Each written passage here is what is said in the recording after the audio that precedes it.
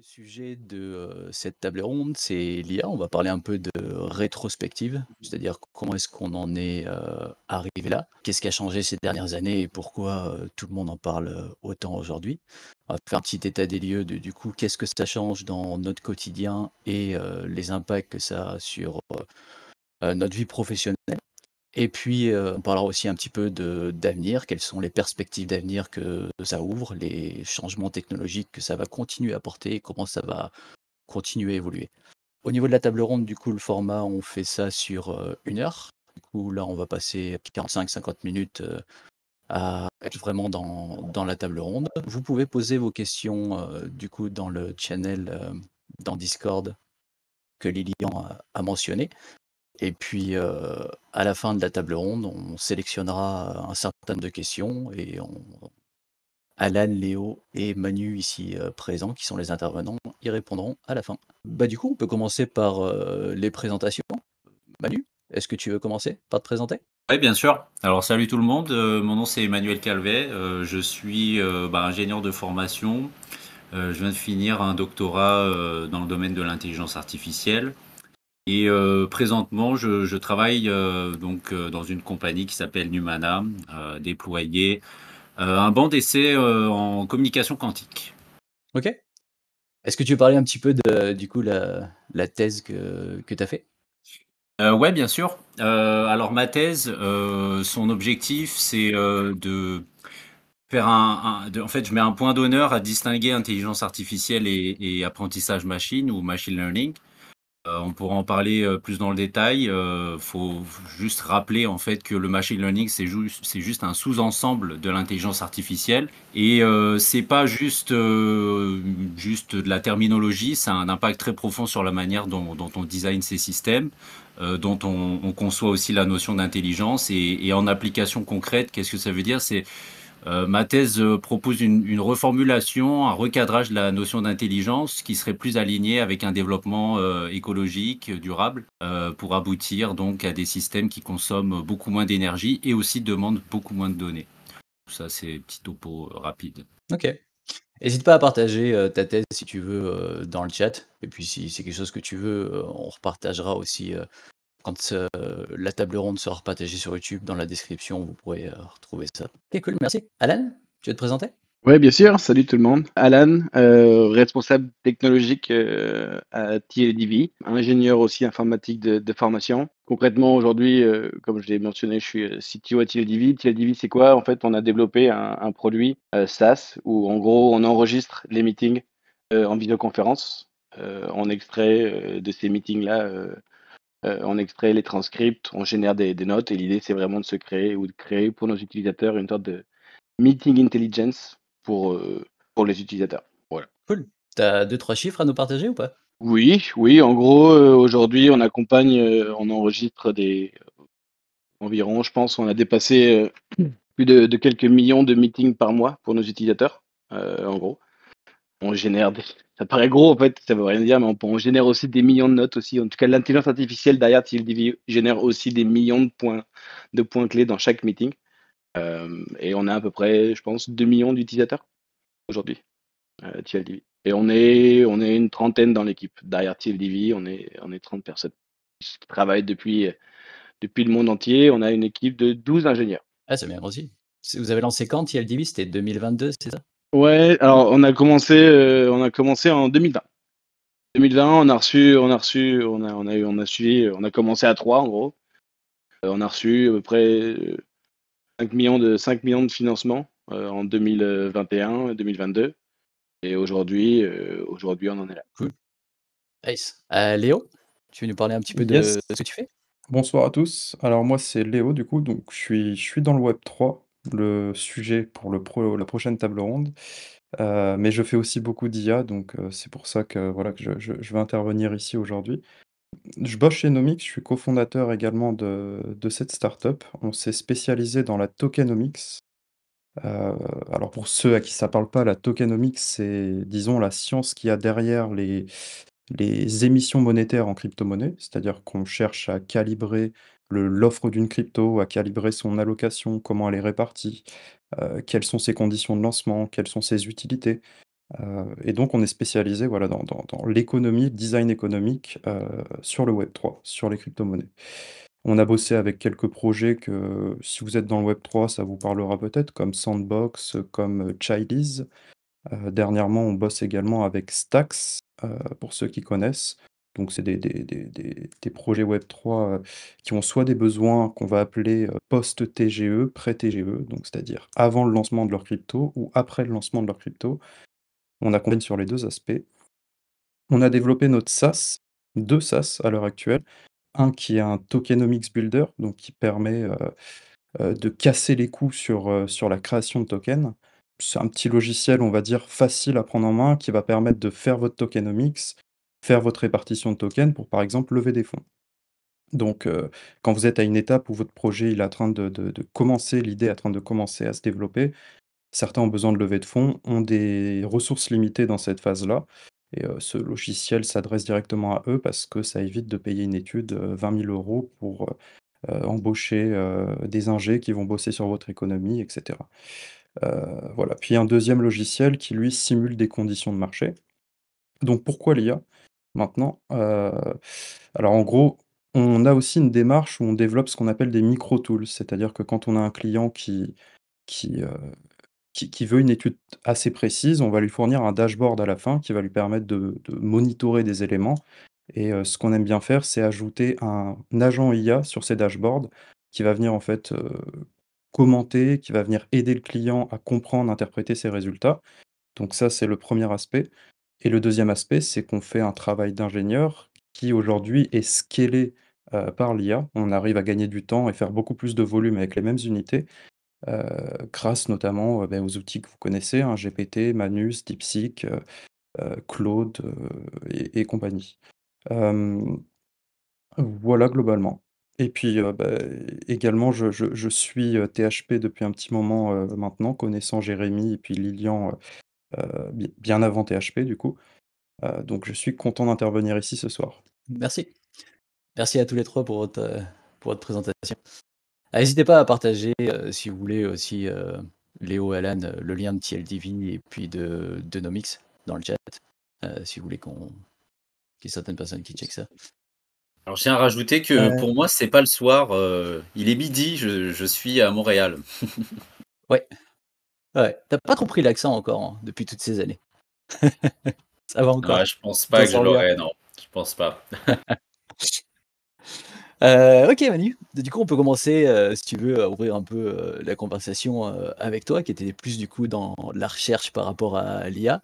Est-ce que du coup tu peux nous donner un petit peu de contexte de ce qui s'est passé un peu, ces dernières années? Qu'est-ce qui a changé et comment est-ce qu'on en est arrivé là?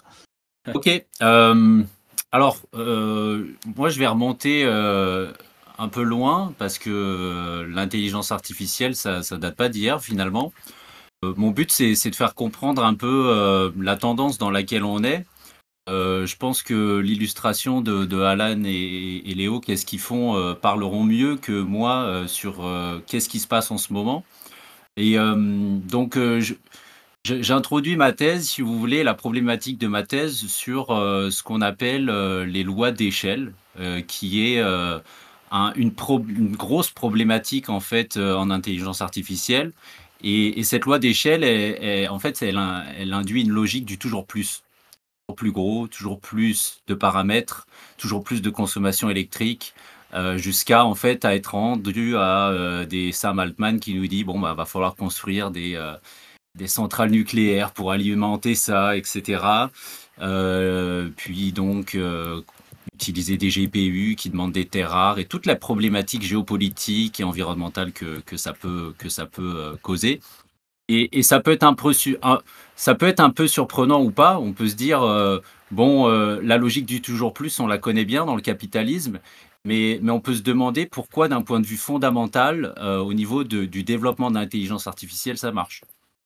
Donc, une petite rétrospective, qui nous amène, dans les années, 50 quand, au début on développait, de l'IA. Puis l'IA, c'est comme je disais, c'est pas juste, des réseaux de neurones, c'est pas juste de l'apprentissage, c'est pas juste du machine learning. Il y en avait d'autres d'approches. Il y avait l'approche basée sur tout ce qui était logique, symbolique et cetera et Et au final, dans les années 50, il y a eu une conférence à Dartmouth qui a réuni des mathématiciens, des psychologues, des chercheurs, donc toutes sortes de gens, c'était très interdisciplinaire, euh, pour essayer de définir qu'est-ce que va être l'intelligence artificielle. Le terme est né dans cette conférence d'ailleurs. Et de là a émergé ce qu'on appelle l'approche connexionniste, à l'opposé de l'approche symbolique et logique. L'approche symbolique et logique, c'était des systèmes experts, donc déjà préprogrammés par des gens qui sont experts d'un domaine.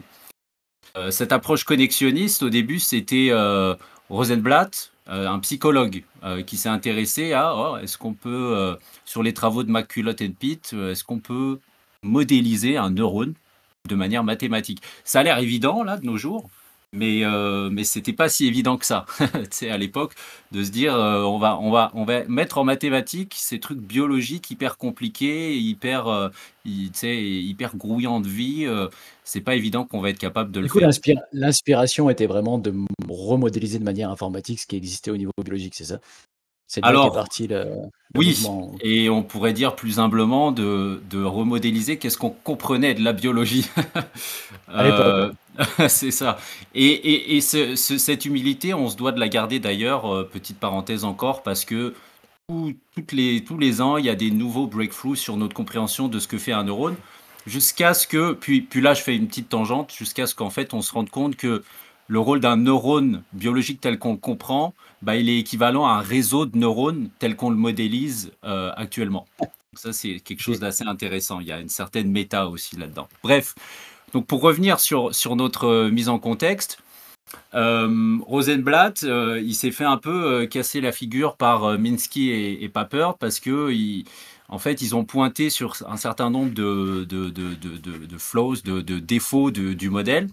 Ça a créé en fait une grosse controverse dans le domaine. Puis l'intelligence artificielle connexionniste est complètement arrêtée parce qu'il y avait des limitations qu'on pensait qui étaient insurmontables. Donc c'était pas gagné d'avance cette affaire. Puis là, il y a des petits génies qui sont arrivés, et notamment la limitation, c'est comment tu vas faire apprendre ce système. Il n'y avait pas vraiment de technique très performante qui permettent de faire apprendre une tâche en particulier, classification ou autre, pour ces systèmes. Puis il faudra attendre les années 80 quand même pour avoir ce qu'on appelle la rétropropagation de l'erreur. Alors qu'est-ce que c'est?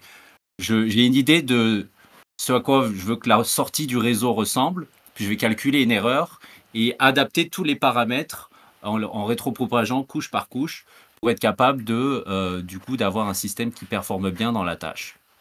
Et à partir de là, c'est ce qui a donné lieu donc à l'apprentissage profond et qui est, je dirais, la base de tous les systèmes qu'on utilise aujourd'hui. Et finalement, dans les années 80, il y a du coup, après ce que la littérature appelle en fait le premier hiver de l'intelligence artificielle, il y a eu un gros développement, notamment on a Alvin, la première voiture automatique qui fonctionne avec trois couches, une couche d'entrée, une couche cachée, une couche de sortie. Puis cette voiture, dans les années 90, elle va à peu près à 100 km/h, donc c'était pas si mal. Façon autonome? Voilà, voiture autonome. Alors c'est une route prédéterminée. Enfin, tu sais, c'est très limité là ce qu'elle peut faire. Elle va pas se balader avec de la circulation, etc. Mais c'était déjà un bel exploit. Mais là, le développement d'intelligence artificielle se prend un mur. Et ce mur-là, il va durer très longtemps. Il va durer entre 10 à 15 ans, dépendamment de qui en parle, jusqu'à environ, grosso modo, je dirais 2012. Et à l'époque, en fait, on ne sait pas. Est-ce que c'est juste les modèles notre manière de concevoir les modèles qui fonctionne pas? Il faut repenser notre approche. Est-ce que c'est juste une question de hardware? Donc, il y a un gros flou à ce niveau-là. Et ce flou, il est résolu à partir de 2012 quand il y a une équipe qui dit, moi, ce que je vais faire, c'est entamer la logique du toujours plus, sans le savoir, c'est rajouter plus de neurones, plus de paramètres. Et pour entraîner mon système, du coup, je vais utiliser des GPU. Et donc, à partir de 2012, il y a notamment un concours qui est donné sur ImageNet. Donc, ImageNet, c'était à l'époque, c'est lancé en 2006, c'était la plus grosse base de données qui existe en termes d'images. Donc, tu avais je pense, à peu près 2 millions d'images qui avaient été réunies par une chercheuse, Fei Li.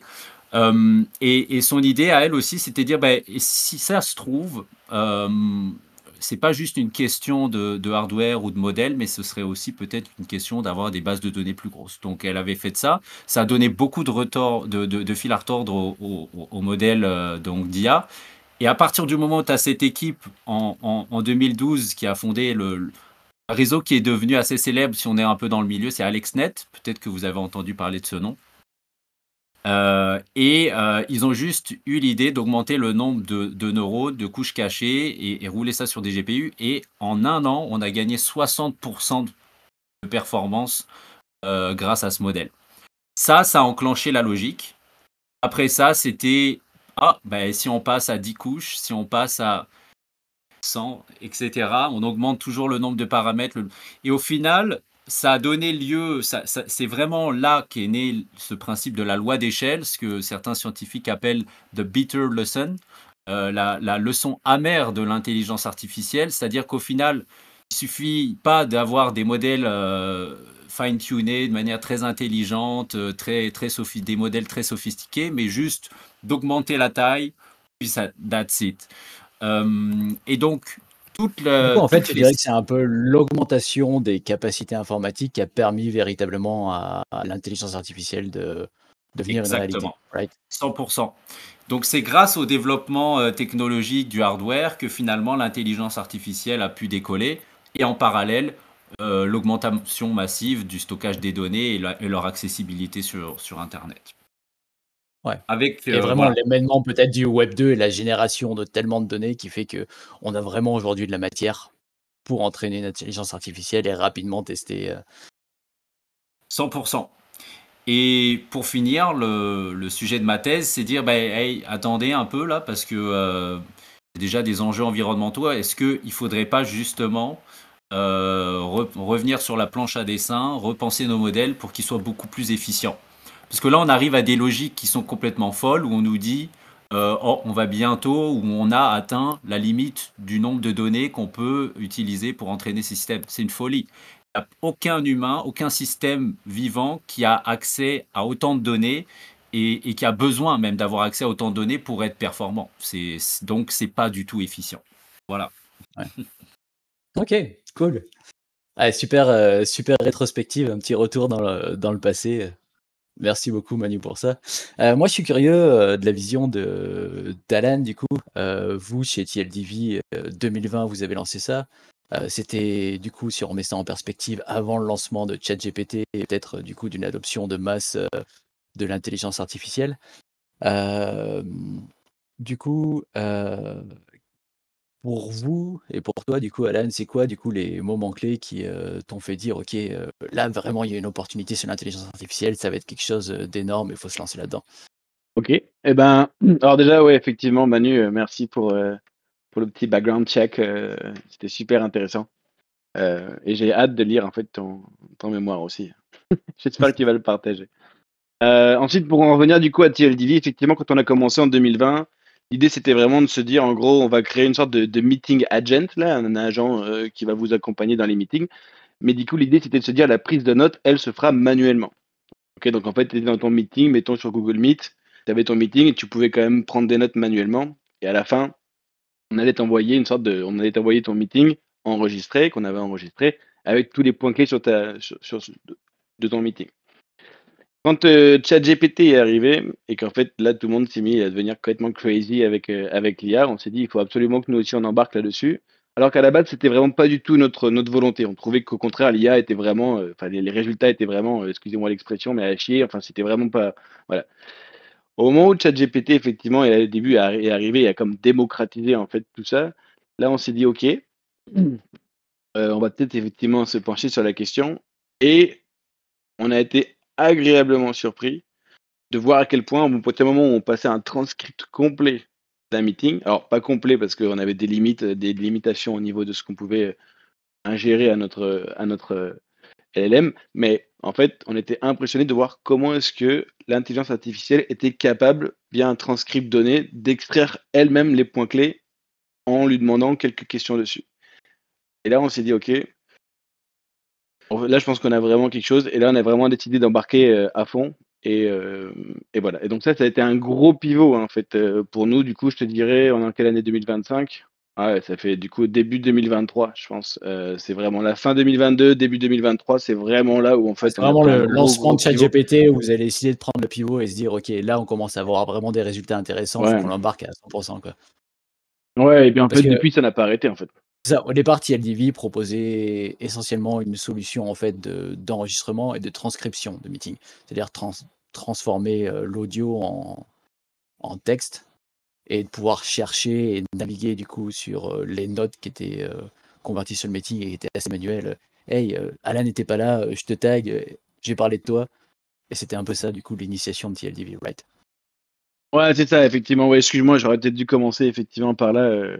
Désolé pour l'audience si jamais c'était pas très clair, mais oui, effectivement, l'idée initialement, quand on a créé TLDV, c'était vraiment de se dire, c'était l'époque, il y avait le Covid et tout le monde devenait complètement dingue avec, parce que tout le monde devait passer leur temps dans les Zoom meetings, là, il y avait la Zoom fatigue, et nous, on était arrivé avec TLDV en leur disant, écoute, plutôt d'aller dans des meetings dans lesquels tu vas pas parler, en fait, bah, reste focus sur ta tâche et cetera. Envoie un robot à la place qui va, en fait, te faire un compte rendu du meeting en l'espace de 5 minutes.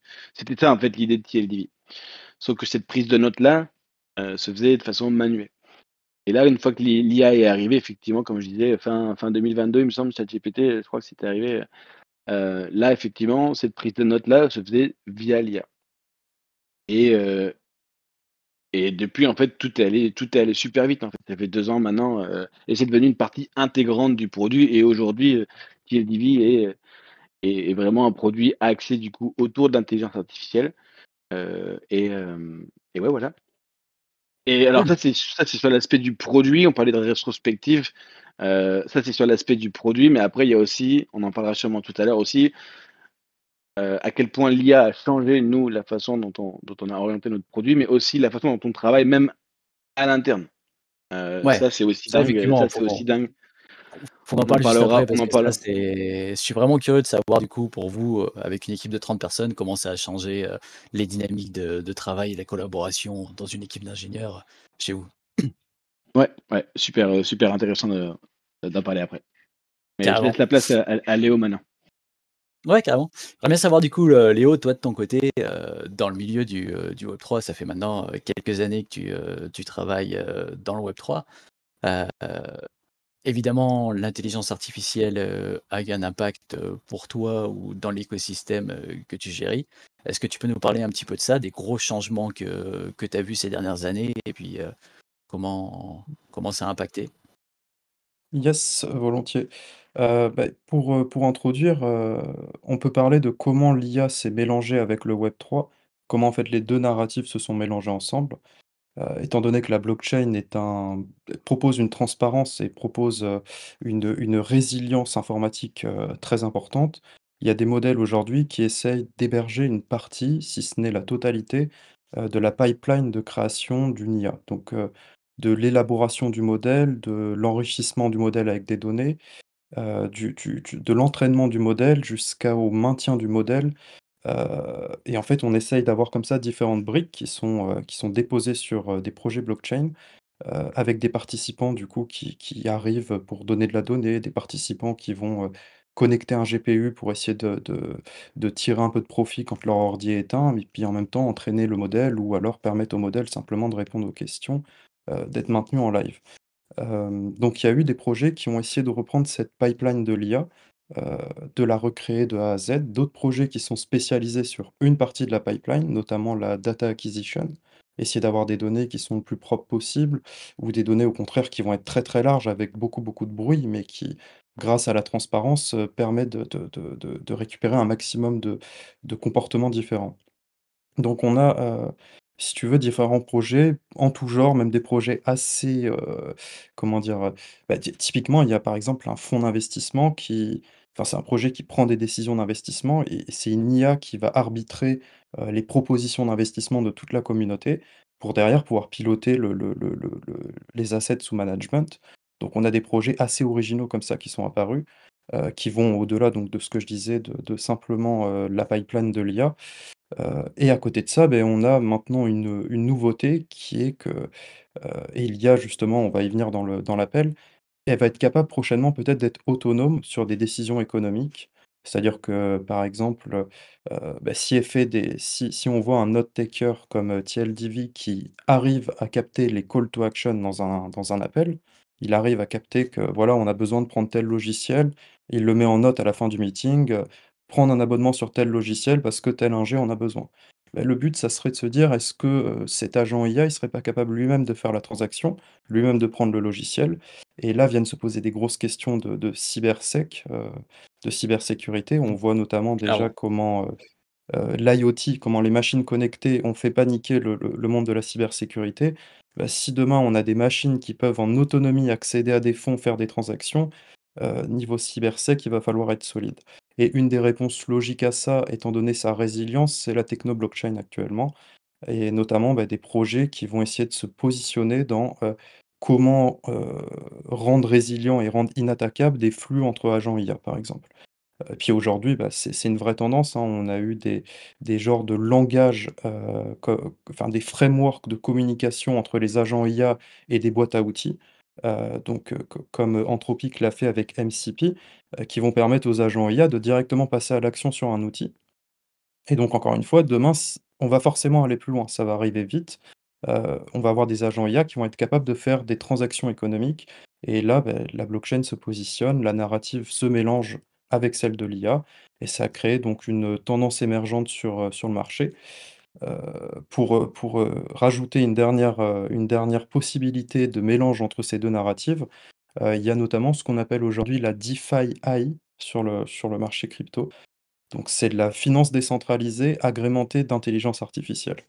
Alors ce beau mélange, il nous donne donc, des plateformes où on va avoir du man de fonds autonome, on va avoir des être capable de capturer, par exemple, des liquidations qui peuvent approcher sur une plateforme décentralisée d'échange. Donc admettons, demain, vous avez, une plateforme comme Uniswap, voilà, c'est ça que j'entends par, plateforme décentralisée d'échange pour ceux qui connaissent pas. Vous avez une plateforme comme Uniswap, dessus, vous avez des liquidités que vous, en tant qu'apporteur, vous avez posées sur la plateforme et beh, par exemple, ces liquidités peuvent être optimisées par un agent IA qui va être capable de relever certains éléments, en direct avec les données qui sont présentes sur l'application, sur la blockchain, et pouvoir prendre ses décisions lui-même. On a également des gestions de portefeuille comme ça qui vont être autonomes, avec du rebalancement autonome et ça nous a donné ce terme, qui a été un peu trendy à la fin 2024, qui était la DeFi AI, en gros. Ouais. Donc le Ça, au final, mélange ça rebondit un DeFi. petit peu sur ce que disait Manu, où au final, Manu disait véritablement, ce qui a fait l'évolution de l'IA, c'est la puissance informatique, mais surtout les données et ce qui était disponible pour l'entraîner. Et au sein du Web3, il y a quelque chose qui est là, c'est que toutes les données sont publiques et transparentes. Et on a aujourd'hui plus de 10 ans de données qui sont disponibles et ça peut avoir un impact Ouais, ouais, sur c'est ça. l'évolution. Beh, pour rebondir sur ce que Manu a dit, il y a eu même, une course à un moment à quel projet, donc on appelle ça la DePIN, c'est les projets qui essayent de faire sur blockchain, du cloud computing, du storage et puis, tout ça de manière décentralisée où tout le monde peut arriver et soit proposer de la puissance ou soit utiliser de la puissance de calcul ou de stockage. Beh, il y a eu une course à un moment aux NVIDIA A100 et il y a un projet Akash qui a réussi à accumuler pas mal d'NVIDIA A100 et qui aujourd'hui, propose, faites run votre modèle local, avec nos NVIDIA A100 en cloud, parce que tout ça fonctionne donc, du coup, de manière très résiliente sur blockchain. Ok. Tu as mentionné du coup quelques problématiques et défis que pourrait du coup potentiellement répondre le Web3. Je suis curieux d'avoir un peu les opinions d'Alan et de Manu là-dessus. Pour vous, est-ce que travaillant assez prochement de ce domaine, est-ce que vous avez des préoccupations? Des choses Alan peut-être? J'en ai, mais peut-être Manu, tu voulais commencer ou quoi, mais c'est sûr que moi Vas-y, j'en ai. vas-y. Alors je sais pas trop par lesquels commencer. Mais en gros, tout à l'heure, Manu en a parlé tout à l'heure, mais forcément que, et ce sera peut-être pas forcément le sujet de ce podcast-là ou de cette table ronde-là, parce que je pense qu'on pourrait parler des heures en fait sur chaque sujet, mais forcément pour moi il y a l'aspect écologique qui est extrêmement important. Manu a parlé du capitalisme dans lequel on était, etc. Donc moi c'est une des choses qui effectivement me fout les chocottes un peu. Surtout si jamais c'est pour utiliser l'IA pour générer des starter packs. Bah, en fait, voilà, je trouve que c'est assez moyen et dommage d'utiliser l'IA et de flinguer beaucoup de ressources pour ça. Donc ça, ce serait un petit peu le premier impact, le premier volet, en tout cas, de mes inquiétudes et l'impact écologique que ça a et pour quelle utilisation on s'en sert. Ça, ce serait un premier volet sur lequel on pourrait peut-être plonger et en discuter un peu plus. Mais le deuxième volet, ce serait plus l'aspect, en tout cas, l'impact social que ça a, à qui ça sert aujourd'hui. Je pense que sur la planète sur laquelle on est aujourd'hui, l'IA sert encore finalement une petite partie de la population, même si on a l'impression qu'elle est partout pour nous. En fait, je pense que si on zoom out un peu, on se rend compte qu'au final, on est encore assez peu aujourd'hui à utiliser l'IA. Encore. Donc ça, c'est le deuxième l'aspect social, l'aspect des fake news, de l'impact que ça peut avoir sur nos sociétés, ça va être assez colossal. Mais pour en revenir peut-être plus dans le monde dans lequel on vit, et pour revenir un petit peu par rapport au sujet, l'aspect de la cybersec, Léo Ouais. le mentionnait, c'est aussi un truc qui me fait aussi, que j'appréhende aussi. C'est les données qui sont utilisées pour entraîner les modèles. On parle de méta en ce moment beaucoup parce que voilà, finalement, Meta, on peut entraîner tous les modèles. Enfin, en tout cas, Meta se donne le droit de pouvoir entraîner leur modèle basé sur vos données. Ça pose un gros problème en termes légaux, juridicaux. Enfin, en tout cas, donc il y a tout cet aspect-là forcément qui est inquiétant. Et il y a l'aspect aussi aujourd'hui de tout ce qui va être dans le monde de la cybersec, des hackers, des attaqueurs, etc. Des attaqueurs. Les hackers, par exemple, qui vont utiliser aujourd'hui aussi l'IA pour brute force certains systèmes. Donc c'est aussi un truc qui est aussi inquiétant là-dessus. Ça, c'est juste pour parler des inquiétudes. Je parle pas de tout de ce à quoi ça peut servir, mais en tout cas, tu parlais des inquiétudes. Et tout de suite, c'est ce à quoi je pense. C'est ce à quoi je pense. Après, ouais. Tu partages les mêmes inquiétudes ou tu as d'autres? Oui, oui, oui, bah, je les partage toutes. Est-ce que j'en ai d'autres? Oui, certainement. Tu pour rebondir un peu sur ce que disait Alan, je pense qu'il y a quelque chose qu'on vit déjà, justement avec l'entraînement des données justement comme, massive là sur nos données à nous, enfin l'entraînement des modèles, pardon. Ce que ça crée, un effet pervers de ça, c'est que ça enferme les gens dans des chambres d'écho. Puis c'est de pire en pire. Sur les réseaux sociaux, du coup, il y a des bulles d'informations qui se créent, qui communiquent pas avec les autres et qui se maintiennent dans leur biais cognitif. Et puis ça crée ouais, de plus en plus de polarisation dans la société. Et je pense que c'est déjà un enjeu, c'est même pas un enjeu du futur, c'est déjà un enjeu en ce moment. On le voit avec la montée de l'extrémisme, j'ai presque envie de dire fasciste, mais je le dirais pas. Oups, je l'ai dit. Et et c'est sûr que ça, c'est quelque chose qui, dans l'immédiat, me fait déjà peur. Euh, C'est-à-dire que on parle même pas encore de super intelligence artificielle, on parle même pas encore de trucs de AGI, on ne parle même pas encore de choses vraiment hyper sophistiqué et ça fracture déjà le tissu social de manière planétaire, quoi. Donc fake news à gogo, etc. Et par rapport à ce sujet-là, euh, alors oui, c'est sûr qu'il y a la cybersécurité, mais la prolifération de données qu'on ne peut pas authentifier, qu'on ne peut pas vérifier parce qu'elles ressemblent à deux gouttes d'eau à du vrai. Ça me fait peur aussi. Il y a une espèce de peur que on va arriver dans une espèce de déréalisation collective, quoi. De post-vérité où on ne sait plus différencier le vrai du faux, apparaît dans le réel. Alors peut-être que ce serait une invitation pour éteindre l'écran, Pour Léo, mais j'ai pas l'impression que c'est vers ça qu'on s'enligne Pour collectivement. éteindre l'écran, non, je pense pas. Ouais. Effectivement. Bon, si t'en veux d'autres, j'en ai d'autres, hein, mais je pense qu'il y a vraiment ça qui m'inquiète dans le court terme en ce moment. Ouais. OK, OK. On a couvert un peu ce qui vous inquiétait, les préoccupations. J'aimerais bien vous demander du coup un peu, plus, là vraiment au jour d'aujourd'hui, ces dernières semaines, ces derniers mois, qu'est-ce qui vous emballe par rapport à l'IA? Quelles sont les toutes dernières avancées qui vous font dire, «OK, là il y a encore des choses, hyper cool qui arrivent, heu, c'est un grand terrain de jeu et vous avez envie d'aller de l'avant, ça vous motive, à vous lever le matin, à faire des choses». Peut-être, Léo, tu veux commencer? Ouais, let's go. Moi, c'est sur la tendance des solopreneurs. C'est-à-dire, ces entrepreneurs qui vont être en solo sur un business. Enfin, ils peuvent être en solo, mais bien sûr, c'est un grand mot. Voilà, c'est pour dire que c'est des équipes qui sont relativement réduites et voire même parfois il y a qu'une seule personne. C'est-à-dire que l'IA aujourd'hui, étant donné qu'elle va permettre, de passer d'une phase d'idéation de votre projet à un POC plus facilement, à un proof of concept, parce que vous allez économiser vachement de coûts sur le déploiement de votre, 1re idée de projet, d'un projet, on va dire à valeur minimum, mais qui est viable quand même.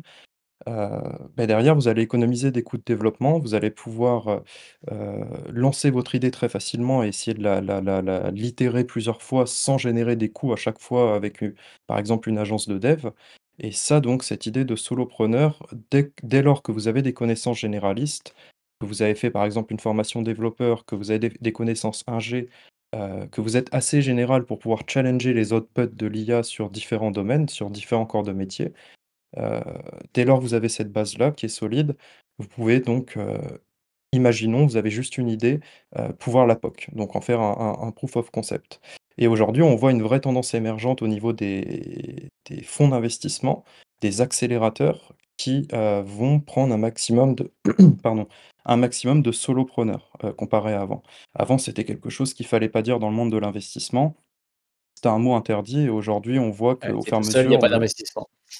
ah voilà, c'est ça Si tu tout et seul, ce il y qui avait fait pas sens en d'investissement. soi parce qu'un mec tout seul qui est capable de dev de manière state of the art, qui est capable, de faire la phase d'idéation donc on va dire le thinking, le design thinking de son projet, qui est capable de faire l'acquisition, qui est capable de faire la gestion, de clients et tout ça en même temps, bon, bah, le mec a priori, il n'existe pas ou alors c'est qu'il a enfin, il a vraiment geeké depuis ses 15 ans, jusqu'à ses 50 ans pour avoir tous ces domaines maîtrisés et être pertinent dessus. Et aujourd'hui, avec l'IA, en fait, on peut avoir, si on est généraliste, la capacité de challenger les outputs de l'IA, faire son POC, aller voir un VC et start votre idée comme ça. C'est quelque chose qui est plus interdit et qui se fait. Et donc on va arriver dans une ère, et c'est ça qui m'excite pour répondre à la question, où on va voir les premiers solopreneurs qui ont run des business à 1 milliard. Et ça, je suis excité et je suis impatient de le voir. Étant quelqu'un qui aime bien entreprendre, qui a des idées, c'est un outil que je trouve magnifique pour ça et dès lors que vous êtes généraliste, que vous êtes dev, ingé, par exemple, vous pouvez en profiter pleinement. Cool, merci. Alan, toi de ton côté? Il y a des choses qui te motivent, qui te font dire aujourd'hui, «C'est encore en train d'évoluer» et puis des choses, qui t'émotionnent pour, l'évolution proche de l'IA? Bon, déjà, en plus de tout ce qu'a déjà dit Léo, sur lequel je le suis aussi totalement. Moi, un truc qui m'a. Je veux dire, juste pour en revenir sur ce que Léo disait et sur le côté des solopreneurs, en fait, en étant généraliste, je pense qu'aujourd'hui, il est beaucoup plus facile de faire et de se lancer un petit peu dans des choses que vous ne connaissez pas encore, euh, surtout avec la tech. Il y a plus, il y a plus, il y a moins de limites qu'avant. Et en fait, plus ça va et plus elles se réduisent. Donc ça, c'est vraiment un truc qui moi m'allume un peu, j'avoue, parce que je suis assez, bon, je peux le dire, mais en fait, je suis assez feignant comme personne, tu sais. Et puis si aujourd'hui je peux développer des trucs qui peuvent me filer des coups de main, comme ça je peux en faire moins et je peux faire autre chose, bah en fait, j'ai pas à me priver. Par exemple, je sais pas, je pense que je t'en avais parlé, je dirais même rapidement, mais tu vois, là j'ai un petit jardin dehors, par exemple. J'adore jardiner, etc. C'est cool. Mon jardin est assez grand, j'ai des tonnes à eau, mais je voyage aussi. Des fois, ça m'arrive de pas être chez moi. Comment est-ce que je gère l'arrosage? Bon, bah aujourd'hui, par exemple, connecter ça, faire un petit système où je peux me démerder, connecter, trifouiller un truc, un petit Arduino, créer un truc pour faire un petit arrosage automatique, justement avec ma tonne à eau. Aujourd'hui, c'était des trucs que j'aurais pas forcément su faire de base, mais en tout cas, toute la partie de code et de développement aujourd'hui, l'IA peut me filer un coup de main, un sacré coup de main là-dessus. Et je peux, en fait, c'est devient vraiment bien plus facile aujourd'hui de pouvoir faire des projets comme celui-ci.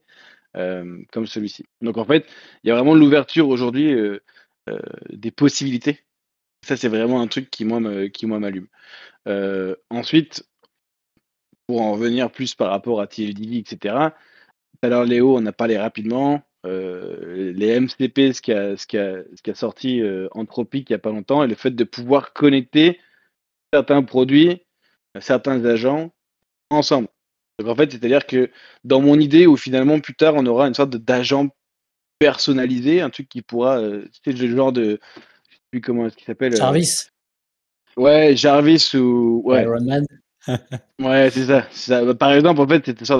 En fait, plus ça va, puis plus on s'en rapproche aujourd'hui, hein. Avant, bon, Siri était complètement assez stupide, en fait, tu vois. Mais c'était déjà l'idée, en fait, d'avoir un assistant. Ouais. Ouais, Bon, clairement. aujourd'hui, en fait, je pense L'idée qu'ils, je était pense là, la qu'ils ont. réalisation pas forcément, mais Donc aujourd'hui, en fait, à partir du moment où tu peux avoir des outils comme celui-ci et commencer à pouvoir interconnecter certains outils ensemble, qui va devenir en fait une sorte de norme qu'on essaie enfin, en tout cas, qu'Anthropic et même la communauté open source essaie de standardiser. Et ben en fait, derrière, ça ouvre le champ des possibles. En fait, ça devient lunaire comme truc. Donc, donc aujourd'hui, par exemple, un truc tout bête d'implémentation qu'on a pu faire en très peu de temps.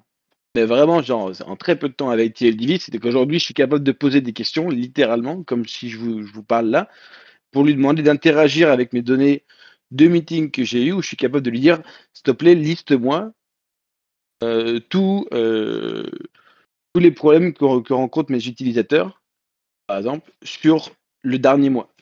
Elle va de lui parler comme ça et je vais me retrouver avec une liste et l'IA va s'occuper, enfin va comprendre que derrière je vais aller chercher mes données sur TLDV, va commencer de me compute ça et de me faire une sorte de rapport en 5 points. Du coup, et ensuite je pourrais très bien lui dire, bah super, maintenant ce rapport-là, tu vas l'envoyer à Léo via WhatsApp, par exemple. Et, et d'ailleurs, je peux lui dire plus tard, et je voudrais que tu me fasses ça toutes les semaines. Et derrière, en fait, tout est en train de s'automatiser, tout. Et ça, j'avoue que ça ouvre, c'est assez même, ça fout même. ça commence ce qui est bien, c'est que ça commence à se standardiser un petit peu. Je pense qu'il y a quelques Ouais, années, c'était vraiment un peu mode exploratoire où ça partait dans tous les sens, il y avait des innovations de tous les côtés et puis là, ça commence à faire quelques mois ou 1 an à peu près où véritablement il y a des grosses organisations qui commencent à se rallier sur dire: «OK, c'est comme le début d'internet, on a besoin de standards, on a besoin de standardisation pour tous parler la même langue, tous parler le même langage». MCP, c'est un premier truc là-dedans, c'est pouvoir connecter des agents du coup à quelque chose de réel, à des services, à des bases de données, à des choses qui sont vraiment réelles et palpables. On a aussi Agent ou Agent de Google, qui est un protocole Google. standardisé, 50 organisations derrière qui viennent supporter ça, c'est open source.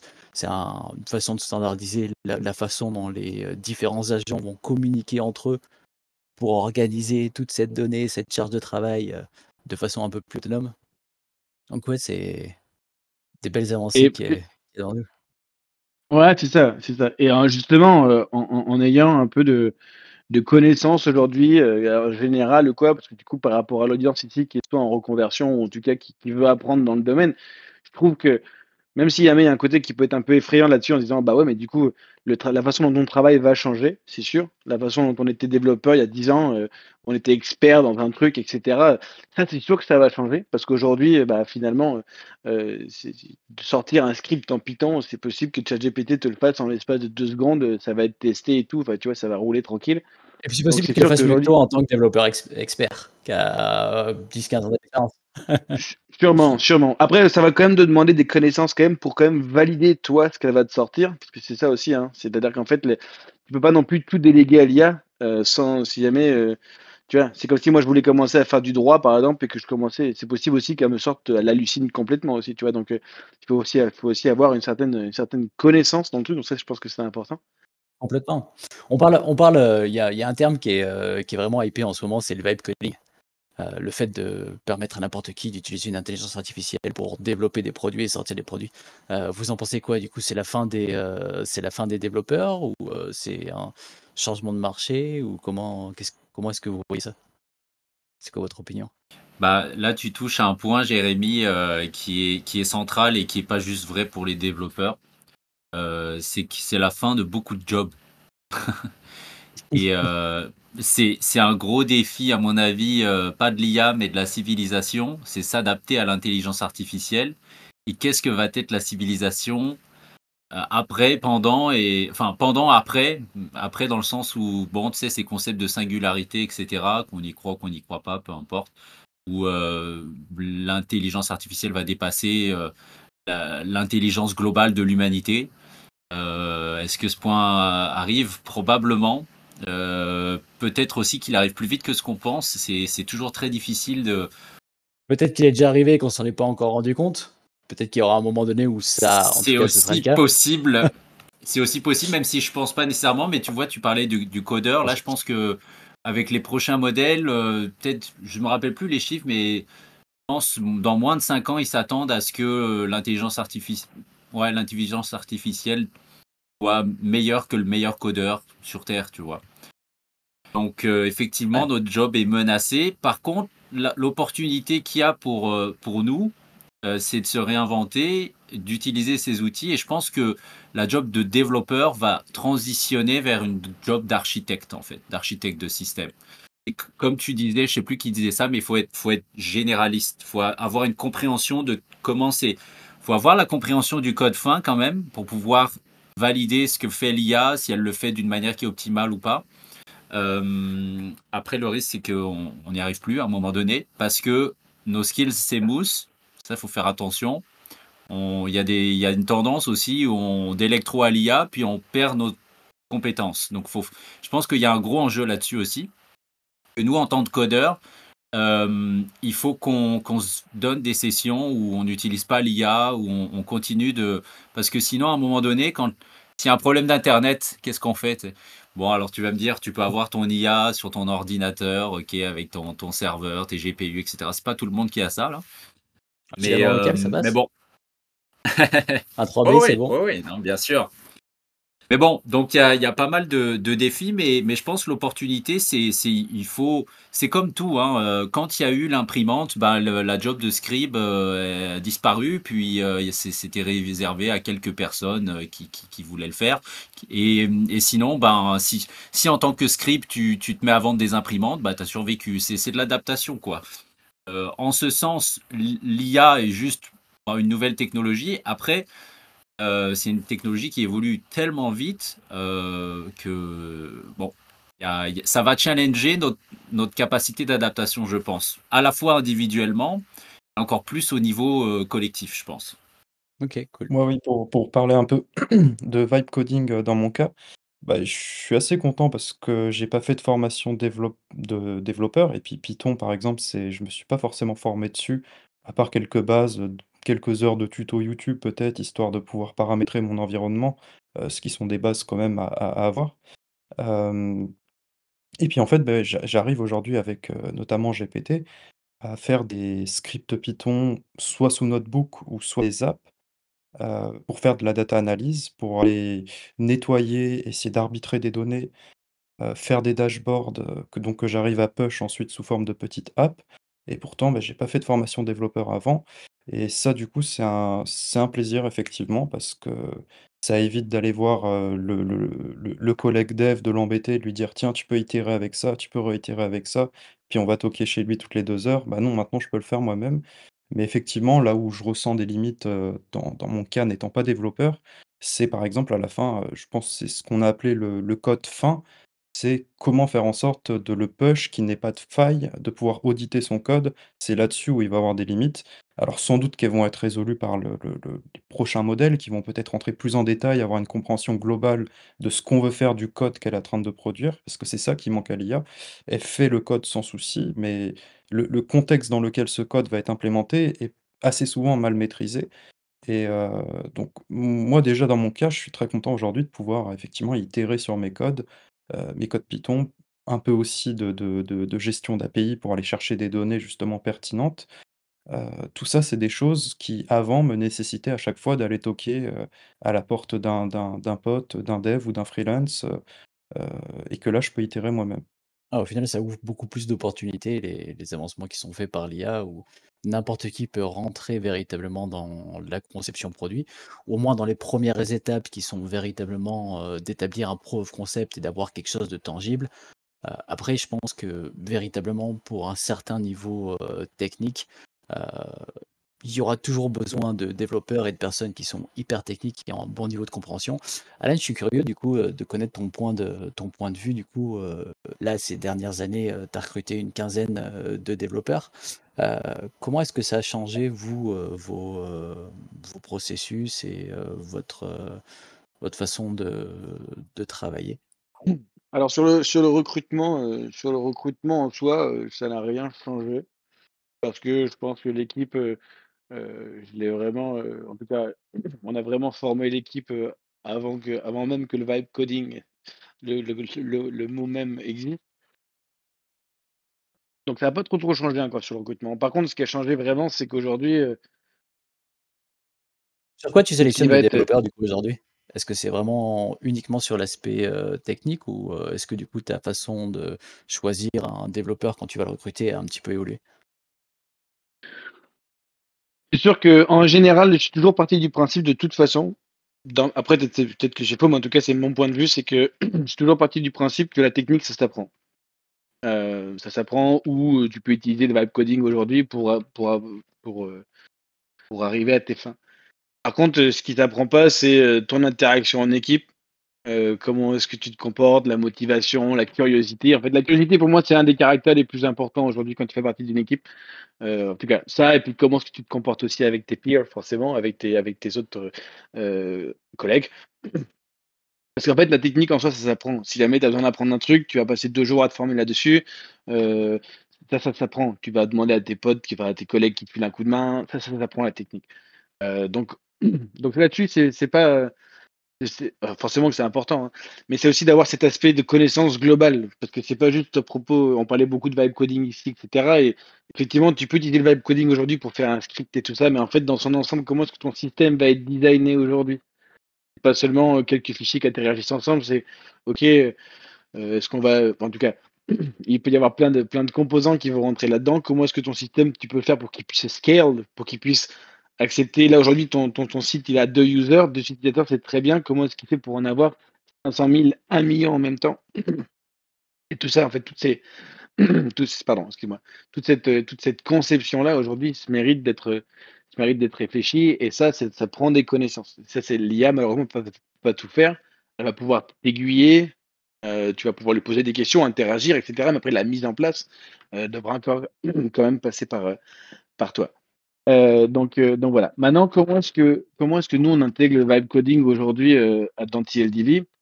Avant, on utilisait, bon, aujourd'hui, il y a Cursor, par exemple, qui est un des IDE, donc qui a été basé même qui a été basé, autour des MCP, justement, dont on parlait tout à l'heure. C'est très facile aujourd'hui via Cursor, de pouvoir lui demander de créer un fichier et cetera. On s'en sert beaucoup pour tester le code aussi, dans le sens où est-ce que tu détectes certaines, je sais pas, est-ce qu'il y a des vulnérabilités dans mon code ou quoi, par exemple. Générer la documentation aussi, c'est pas mal. Écrire les tests. Et en fait, écrire des morceaux de code aujourd'hui, si jamais tu sais que tu vas avoir une fonction qui va faire tel tel but, tel job, et ben tu peux lui demander facilement d'écrire cette fonction si jamais effectivement tu sais ce que tu veux lui demander. C'est-à-dire que Est-ce que c'était tu aurais des toujours la même histoire. recommandations pour, des développeurs qui sont en apprentissage par rapport à l'intégration, l'utilisation de l'IA dans leur quotidien? Oui, en fait, Manu en a parlé tout à l'heure, c'était qu'en fait, en tout cas selon moi, il faut pas tout déléguer à l'IA. Sinon, en fait, tu apprends jamais rien finalement. Et je pense que c'est important de comprendre comment est-ce que les choses fonctionnent derrière. Donc en fait, il y a le côté rapide où tu veux aller vite. Ah, tu vas poser la question, puis paf, tu vas avoir ton morceau de code. Mais si jamais après tu regardes pas ton morceau de code, tu regardes pas comment est-ce qu'il a été fait, est-ce qu'il fait vraiment ce que tu lui as demandé, et cetera. En fait, tu vas aller vite, mais tu vas pas aller loin. Et donc je Ouais. pense que je pense qu'il faut faire attention aujourd'hui, parce qu'aujourd'hui tout le monde va vite, tout le monde va aller super vite. Mais en fait, ce qui va se passer dans quelques années là, c'est qu'en fait, tout le code que tout le monde sort aujourd'hui, il va être bourré de failles. Parce que en fait, parce qu'il manquait des concepts de base, tu vois? On va parler d'autorisation, on va parler d'authentification, OK, c'est très bien. Et c'est quoi la différence entre les 2? Très bien, mais en fait, on se rend compte que finalement, dans des applications aujourd'hui, tout le monde aura accès aux données de tout le monde, pa parce qu'il y a pas de concept d'autorisation, par exemple, et ça, c'est des trucs qui sont importants aujourd'hui. Donc il faut quand même avoir certains concepts assez, voilà, généraux, de base. Et il faut pas essayer d'aller plus vite que la musique. Malgré dans un monde où tout va plus vite, je pense qu'il faut aussi rester, On parlait d'humilité tout à l'heure, je sais plus qui a mentionné ça et en fait, je trouve que c'est important, je trouve que c'est important. En fait, il faut rester, ouais, c'est ça, il faut rester humble et puis il faut aussi prendre le temps d'apprendre et puis c'est comme tout, tu peux pas aller plus vite. Tu peux pas apprendre le piano, super vite, tu vois? Il y a des mecs qui vont te vendre des cours de piano pour apprendre à jouer super vite et en fait, si jamais tu prends pas le temps, tu iras pas loin. Donc ce serait ça mon plus gros conseil aujourd'hui, Cool, c'est merci. de prendre le temps. Nice. Ça fait déjà 1 heure qu'on est là. Ah, Je propose une dernière question. Vous pouvez répondre tous les 3 et puis après on passera à des questions de l'audience. Pour ceux qui veulent poser leurs questions, du coup, n'hésitez pas à les partager dans le chat. Ici, le chat que vous voyez, vous pouvez pas rater. Vous pouvez pas partager vos questions ici, mais juste sur le channel du dessus que je suis en train de partager, table ronde, vous pouvez laisser vos questions et on fera un petit tour, après dessus. Du coup, ma dernière question pour, les 3 vous allez y passer, c'est du coup, comment vous voyez l'évolution de l'IA dans les 2 ans, les 5 ans, les 10 ans à venir? Et quels vont être pour vous les changements véritablement majeurs qui vont rendre ça beaucoup plus réel et beaucoup plus palpable dans notre réalité, au quotidien? Je veux bien commencer. Il y a un petit Vas-y. élément, qui devient en vogue aujourd'hui, notamment chez les créateurs de smartphones.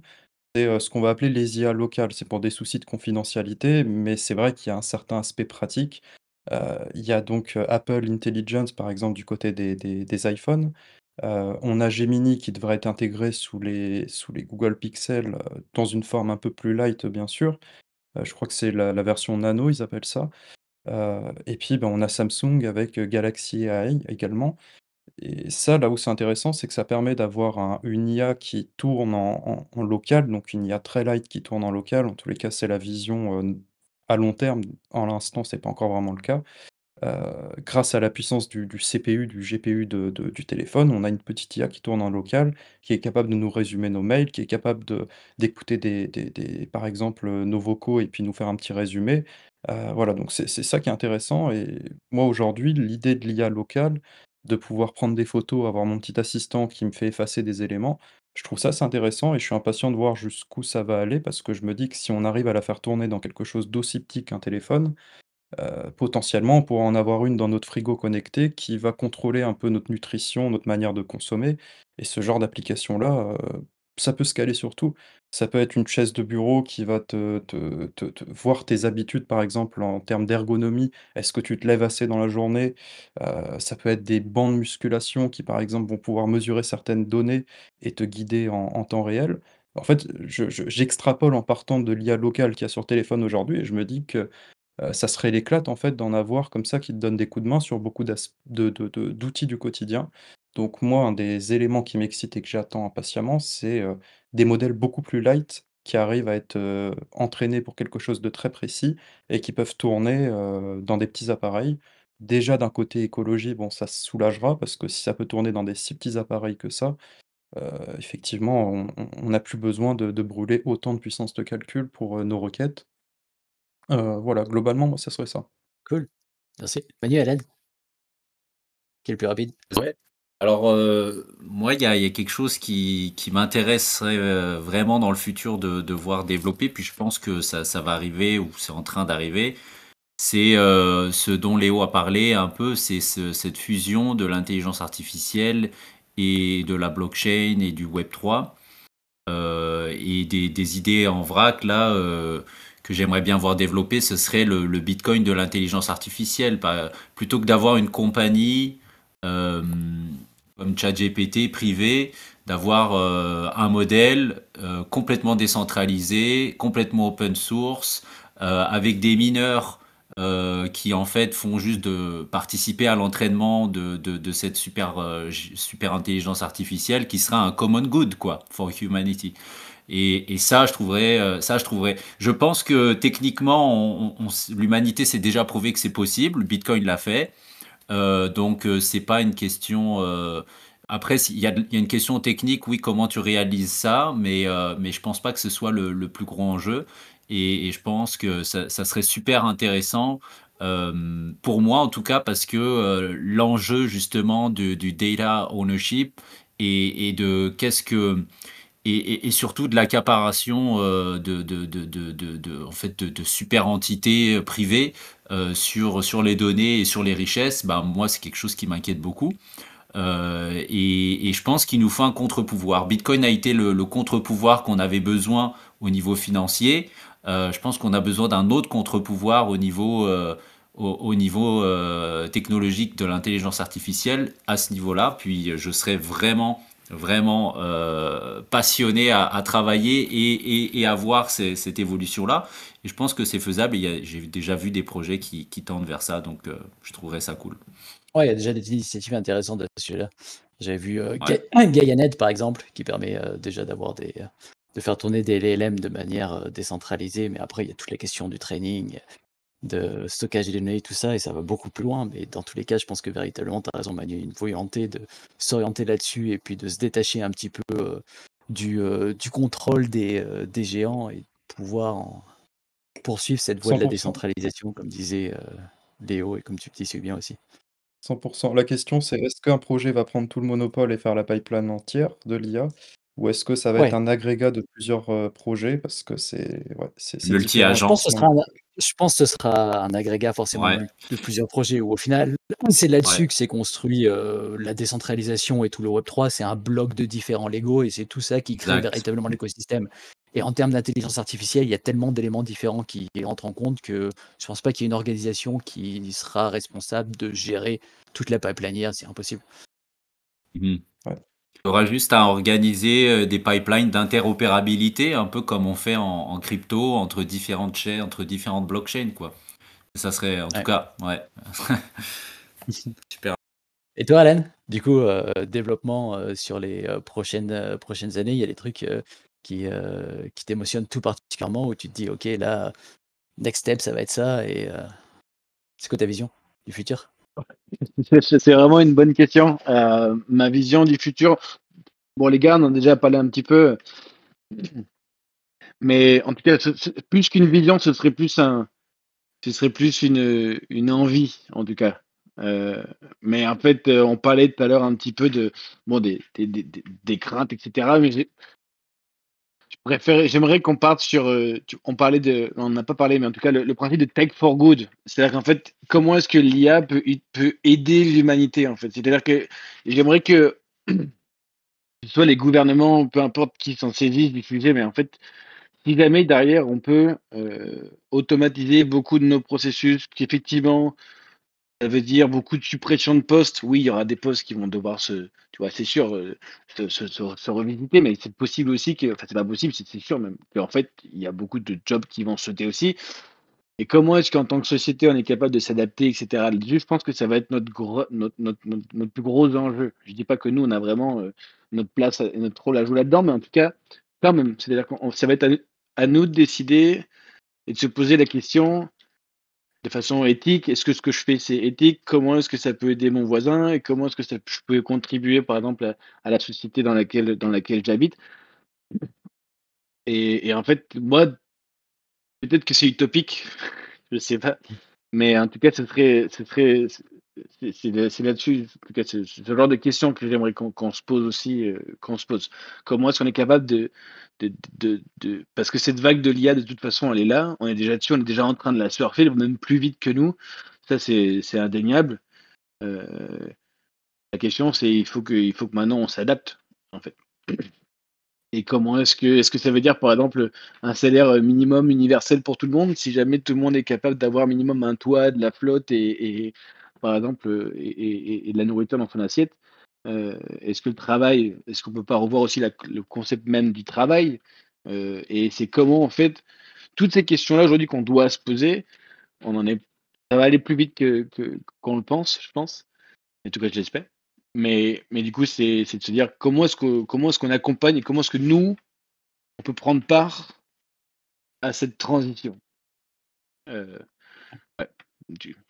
Est-ce que On a c'est en tous, participant à des projets en tant que est-ce que c'est technicien pas ici, un rôle à jouer, c'est clair et net. J'ai juste Sur envie de c'est ça le l'enrichissement truc. rebondir vraiment de très nos rapidement. sociétés que. Vas-y, dis. Ouais, j'ai juste envie de rebondir là directement sur ce qu'a dit Alan, puis deux éléments qu'il a dit, puis les mettre en connexion. Tu as parlé tout à l'heure en fait des pistes de solutions dans ton processus de recrutement, tu as dit un truc que j'ai adoré qui est clé. C'est au final ce qui m'importe plus quand je recrute, c'est que la personne, elle ait du people skill, qu'elle soit capable de, tu sais, de parler aux gens, d'être une, tu sais, et ce people relational skills là, c'est super important. Je pense que c'est vraiment sur ça que l'humain n'est pas détrônable, en tout cas pas dans un court et moyen terme. Et je pense même pas sur du long terme parce que personne, non, c'est pas vrai. En tout cas, pas moi. C'est pas vrai que, genre, quand j'aurai 80 ans, j'aurai envie d'être entouré par des robots caregivers avec des faces et des emojis qui me diront, même s'ils sont bien faits, tu vois ce que je veux dire? Je pré- J'ai envie de voir mes enfants, mes petits-enfants, ma femme, tu sais. Ouais, cet aspect social, hein, je Ouais. pense qu'on aura beau faire ce qu'on veut, l'IA pourra ne jamais nous l'enlever et c'est véritablement quelque chose sur lequel, je pense on peut se reposer et puis se dire qu'on aura toujours un avantage et si on focalise sur notre développement personnel et social, on aura toujours, un avantage et du travail et quelque chose à apporter, professionnellement. Parce que c'est un bon résumé. 7h15, on se fait une petite passe, sur les questions. Je pense qu'on a eu deux trois questions qui nous ont été posées. On a Julien Sigard qui nous dit: «Le Web3 tokenomique, mais du coup, vous ou tu gères le token comme un trader, un économiste ou encore un trésorier?» Pour Léo. Plutôt économiste et puis, bah, également audit financier. C'est-à-dire que, le token, on voit comment l'intégrer dans un business plan. On voit ce qui peut alors du point de vue économiste, on va se poser des questions sur son utilité. Du point de vue finance, on va voir effectivement son intégration dans un business plan. Qu'est-ce qu'il va apporter? Est-ce qu'il va apporter une couche supplémentaire de monétisation? Un coût, c'est sûr, mais de combien du coup? Est-ce que ça vaut le coup? Donc effectivement, on le gère, surtout comme un économiste slash auditeur, je dirais et pas du tout trading, hein, c'est voilà. On avait une deuxième question de Julien qui demandait: «Une IA peut apprendre d'elle-même, mais jusqu'à où? Quelle limite a-t-elle? On l'autobride ou c'est une bonne chose de vouloir la brider ou c'est simplement fait exprès pour qu'on puisse mieux la comprendre?» Mais c'est un paradoxe, si l'IA apprend de l'humain, mais qu'on apprend de l'IA, c'est une bizarrerie sans nom. Que penses-tu du transhumanisme avec des puces Neuralink que Elon Musk peut avoir à proposer? Ça, c'était du coup Je pour pense. Manu, la question Ouais, c'est ça. transhumaniste. Euh, J'aimerais juste il y a beaucoup de questions dans la question. J'aimerais juste pouvoir la voir. Ouais, je t'envoie Est-ce le lien qu'elle est? directement en DM, comme ça tu cliques dessus, ça te fait sauter dessus. Super. Ok, voilà. Une IA peut-elle apprendre? Bon, alors il y a beaucoup de questions là. Une IA peut-elle apprendre d'elle-même? Oui. Jusqu'à où? Ben, c'est une question hyper théorique en fait. Il y a des gens qui commencent à se pencher sérieusement à ce genre de questions, puis qui ont montré qu'il y a une espèce de loi en deçà duquel en fait tu peux pas augmenter les performances. Ça veut pas dire qu'il y a une fin, mais ça limite juste le growth, comme on dit, le développement. Donc oui, il y a certaines limites théoriques, mais ça veut pas dire ça veut pas dire qu'à un moment donné il y a un plateau. En fait, c'est plus en termes de rapidité que en termes de techniquement il y a une limitation intrinsèque, puis après le développement s'arrête. Donc la limite, à vrai dire, on peut se poser la question de la manière dont on approche l'intelligence artificielle. Puis je pense, moi, qu'au contraire d'avoir, puis ça c'est mon avis personnel, on va avoir certes un courant de gens qui vont, tu parlais de transhumanisme, un courant de gens qui vont peut-être vouloir se mettre des puces, etc. Mais ça, pour moi, pour moi, j'ai envie de dire, c'est l'ère préhistorique du transhumanisme. Dans la manière dont je conçois, dont je perçois l'intelligence artificielle, c'est plus l'inverse qui va se passer, c'est plus la technologie qui va devenir de plus en plus biologique. Puis c'est là qu'on aura en fait aucune limite dans l'apprentissage techniquement de l'intelligence artificielle. Ça va poser des questions éthiques énormes, mais il y a déjà des gens qui travaillent là-dessus. Par exemple, faire pousser des neurones sur des grilles comme ça avec des électrodes, etc. Et ils leur font apprendre à jouer en fait à Doom ou à Pong, et ça marche. Alors après, tu te poses la question, mais ce truc-là, est-ce qu'il est vivant? Est-ce qu'il est conscient? Bon, ça pose toutes sortes de questions bizarres.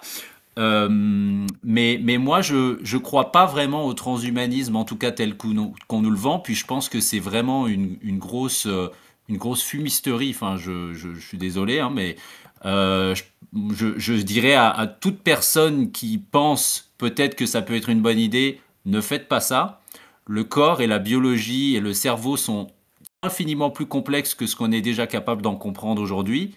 Et on ne va faire que plus le comprendre, et plus on va le comprendre, plus la technologie va s'adapter à ce que le corps fait déjà, et non le corps qui doit s'adapter à la technologie. Donc patientez un peu si vous voulez vous fusionner avec l'IA. C'est plus l'IA qui va vous rejoindre que vous qui devriez rejoindre. Voilà. Cool, merci beaucoup. Il y avait une autre question de Julien, du coup, qui était pour Alan. Il disait, du coup, dans un futur où l'IA gère tout ça, est-ce qu'il y a justement plus d'intérêt d'aller directement droit au but et de faire des meetings? Je pense que du coup, c'est dans le contexte, et ce qu'il voulait dire, c'est du coup, est-ce que du coup, la réponse que donne TLDV justement enlève pas le besoin de se rencontrer dans des meetings de plus en plus? C'est une bonne question. J'aime le paradoxe de la question, mais en fait, du coup, t'as pas de décision si jamais t'as pas de meeting, et vice versa. C'est-à-dire qu'en fait, il y aura toujours des rencontres entre humains, en fait, finalement, tu vois. Et l'idée, c'est que là, on a une discussion, on a une discussion tout de suite. C'est possible que quelqu'un qui n'a pas pu assister à ce meeting-là, par exemple, ou ce podcast-là, voudrait avoir une sorte de compte rendu de cette discussion. Donc en fait, on aura toujours des réunions, qu'elles se passent en ligne, qu'elles se passent même entre nous. Là, on a une discussion avec des amis autour d'un bar pendant 2 heures. Pourquoi un bar, je sais pas, mais en tout cas, on a une discussion autour d'une table. On pourra toujours effectivement récupérer et générer un résumé de cette discussion. Combien de fois on a des idées super quand on discute, on est comme genre comme ah le lendemain je m'en rappelle plus. Et ben là en fait tu pourrais avoir une trace écrite de ça et te rappeler exactement quand dans la discussion tu l'as eu. Donc voilà, je sais pas si jamais ça répond à la question, mais, euh, mais en tout cas ce serait ça ma réponse tout de suite. Je pense que oui. Ouais. Et, et Julien qui est en train de répondre. En attendant, je vais prendre la question du coup de Samuel qui nous dit traduire, ne pas embaucher un dev qui va être alloué à cette tâche. Et puis tout le monde aura plus ou moins le même code, non? Est-ce que ça va vers une homogénéisation des codes générés par l'IA? Du coup, Alan peut-être? Encore là, je trouve que c'est une bonne question, mais en fait, je pense que à terme, en tout cas, le code produit, je pense que si jamais tu demandes à un LLM aujourd'hui de générer un morceau de code, c'est possible qu'il te réécrive 3 fois un code de façon différente. Mais comme tout, je pense qu'il y a une certaine homogénéisation. Quand Ikea est arrivé, on s'est retrouvé tous avec les mêmes cuisines, par exemple. Il y a, il y a une sorte d'homogénéisation de toute façon, c'est sûr. Et en fait, plus on aura des modèles qu'on utilisera tous ensemble. Aujourd'hui, tu regardes sur LinkedIn, par exemple, tous les posts sont pareils. Parce que les gens ils utilisent LinkedIn pour écrire des posts sur LinkedIn. Donc quand tu vas te balader là-dessus, pouf, tout le monde a le même post, c'est structuré pareil, ça change, les mots changent, mais finalement les structures restent les mêmes. Donc du coup, en fait, dans un code qui va être potentiellement généré par l'IA, si jamais les profils des personnes qui les demandent de la même façon, l'output sera, ou en tout cas le résultat sera similaire. Donc je pense que on va vers une sorte d'homogénéisation du code, c'est sûr. Mais en fait, c'est pas que par rapport à l'IA, ça a toujours existé aujourd'hui. Dans le sens où on essaie de créer des standards. En tant qu'humain aussi, on essaie de créer des standards. On essaie de créer des choses sur lesquelles on peut se mettre d'accord. Donc, au final, pour répondre à la question de façon assez succincte, si possible, je pense que oui, on va vers une sorte d'homogénéisation du code pour l'utilisation qu'on va en faire. Mais vu que les utilisations seront différentes, le code sera différent, les architectures seront différentes, donc je pense que oui, indirectement. Ok, À petit froid, en update de tout cas, Julien ouais. pour la question d'avant. Bien joué, tu as répondu à sa question complètement. Est-ce que je peux aussi mettre mon petit grain de sel à Ah, la vas-y, réponse bien sûr. Alors, il y a une autre tendance aussi qui émerge en ce moment, où on se rend compte que c'est plus performant de faire des IA spécialisées avec un plus petit sous-ensemble de données, mais du coup beaucoup plus homogène. Et en fait, dans certaines tâches particulières, du coup, ces IA performent mieux. Ça peut être le code, mais ça peut être autre chose. Cette question de l'homogénéisation, en termes de code, elle est pas si problématique parce que je pense, revenir un peu sur ce que Alan disait, c'est pas si mal d'avoir dans ce genre de discipline des standards puis une manière. Alors après, peut-être que ça peut tuer aussi la créativité, puis le out of the box, puis avoir des solutions plus efficientes. La plupart du temps, quand tu cherches de l'efficience, tu cherches des hacks et l'IA, elle est pas très bonne à faire ça pour l'instant. Mais ça pourra venir. On a parlé d'autres apprentissages par renforcement, de la machine qui apprendrait par elle-même.